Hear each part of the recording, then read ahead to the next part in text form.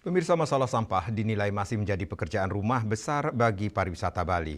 Pengusaha sekaligus pengamat pariwisata, Panudiana Kun, menilai Bali perlu meniru negara maju yang sudah mengolah sampah secara menyeluruh, bukan parsial, agar kualitas pariwisata tetap terjaga.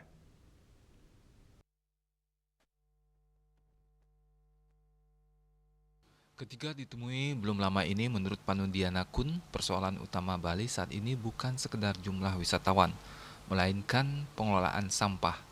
Negara-negara maju seperti Singapura, Jepang, dan Norwegia telah lama mengolah sampah dengan teknologi pembakaran modern yang menghasilkan energi listrik.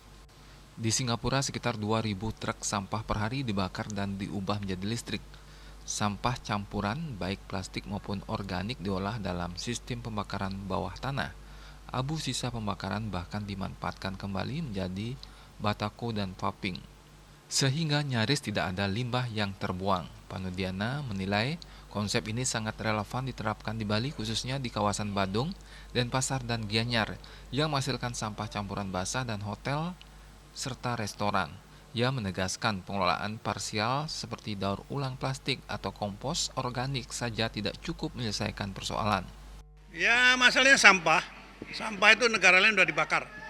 Totalnya dibakar jadi energi listrik. Investasinya lumayan, tapi itu bagus sekali untuk Pulau Bali. Singapura itu turisnya lebih banyak, 18 juta. Sampahnya lebih banyak, 2.000 truk tiap hari dibakar jadi energi listrik. Tidak masalah, campur. Plastik, organik, apapun jadi satu, dibakar, dia punya pembakaran di bawah tanah. Nah, itu bisa. Dan abunya itu, kalau di Singapura, jadi batako.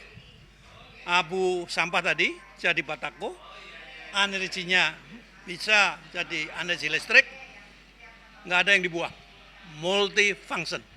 Untuk bangun hotel, bangun rumah, itu batakonya. Bikin paving, batakonya dari situ. Ya itu, habis bakaran sampah itu dicetak. Ini contoh aja negara maju. Di mana-mana udah begitu. Norwegia itu mana? Import sampah dari luar negeri. Dia dibakar. Negaranya bersih sekali. Jepang juga gitu. Semua negara sudah dibakar. Kita baru parsial. Ada yang ngurus plastik, ada dapat duit kelihatan. Ada yang ngurus organik, jadi pupuk, ada. Yang ngurus botol, ada. Dapat duit juga itu, di recycling kembali. Tapi kan belum all menyelesaikan masalah sampah yang ada di Bali. Ia pun mengkritisi studi banding ke luar negeri yang dinilai belum menghasilkan perubahan nyata.